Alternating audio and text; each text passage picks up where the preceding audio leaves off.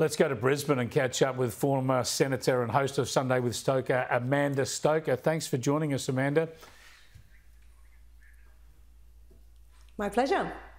I wanted to run past you what's happening at the Canberra Writers' Festival. These Writers' Festivals, as we know, tend to be publicly funded lefty love-ins. But I couldn't help but notice this one. It was posted on social media. It's about the future of the Liberal Party, with the Liberal Party. Now, they've got Dave Sharma, the former member for Wentworth, going along, all right? He's an active member of the Liberal Party, and he'll say something about it. But you've got Barry Cassidy, the old ABC lefty, former ABC staffer.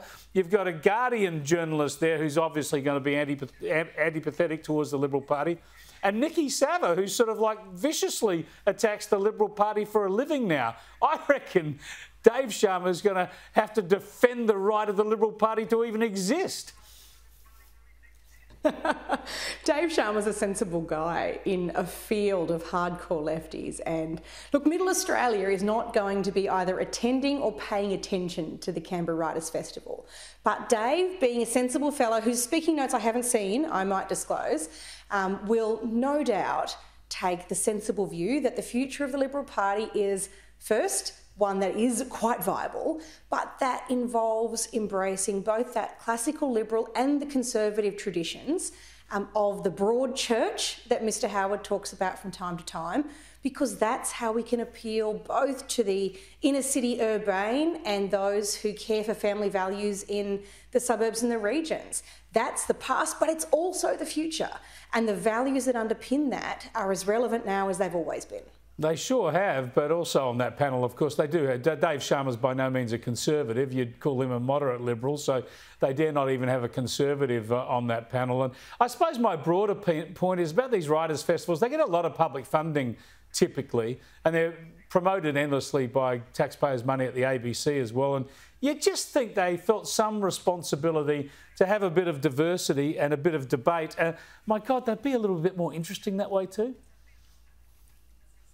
Look, they get a bucket load of public money and they've got a responsibility to use that in a way that is usefully growing the artistic field of this country in a way that's going to pay dividends for the future. And when I look at the lineup for some of these festivals, I think, why aren't some of Australia's best-selling writers even sent invitations to these things? One great example I'll give you is Fiona McIntosh, who might not be on your reading list, but she is an Australian success story, one of the most published authors, and yet she candidly admits she never gets an invitation to these things. So I'm kind of interested in, are they inviting on the basis of people's politics or on the basis of their written work? Yeah, I think we know the answer, Amanda. That's the trouble. Now, staying on the same theme, I want to talk about the 6-month report, the first 6-monthly report we got from the new ABC Ombudsman, Fiona Cameron. We looked at this last night. Have a look at the graph here that details the rise in complaints that are relating to bias. Going back about 3 years ago, just over a third, 34%, but up and up each year. And then the first 6 months of this year, up to 45% of the complaints to the ABC are about bias, getting up towards half. Now, that doesn't surprise anybody because of how biased they are, but what it says, Amanda, is that no one's been able to do anything about it. It's only getting worse. It's a really robust report from the Ombudsman, but it tells us, I think, two really important things. The first is that they've botched two really big issues in their coverage, and one was the coronation. The other is the way they're covering the issue of the referendum to change the Constitution to insert an Indigenous voice to Parliament. The complaints really all do centre around those two themes.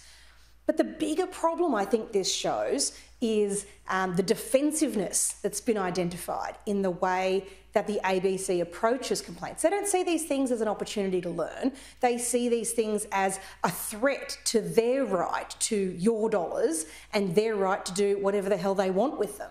Well, that's not how it works when you're taxpayer funded, and there needs to be a much more careful engagement with the values and the interests of Middle Australia rather than an ultimo-centric view of the world. Yeah, and I think Fiona Cameron said a bit about that. They should fess up to their mistakes a bit more often, but she also defended them on their voice coverage. Have a listen to this.